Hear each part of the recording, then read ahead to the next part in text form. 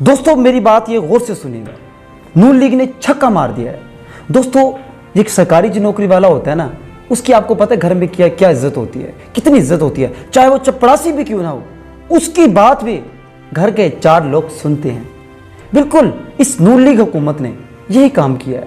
35% इनका बजट बढ़ा दिया है। और मेरे भाई आप अंदाज़ा लगाएं, अब अगर एक चपरासी भी है, अगर वो सरकारी चपरासी है, घर में 4 बंदों को कहेगा भाई आपने इसको वोट देना है, नून लीग को देना है, शहबाज शरीफ को देना है, नवाज शरीफ को देना है, तो कौन इनकार करेगा।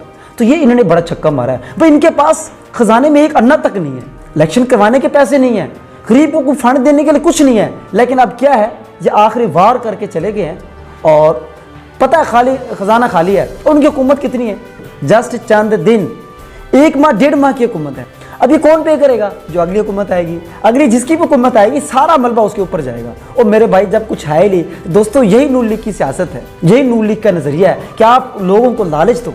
लोगों को क्या, तो अब देखो पूरे पाकिस्तान में कितनी नौकरियां हैं सरकारी, लाखों नौकरियां हैं, तो उनके वोट कितने हो गए, कितने हो गए।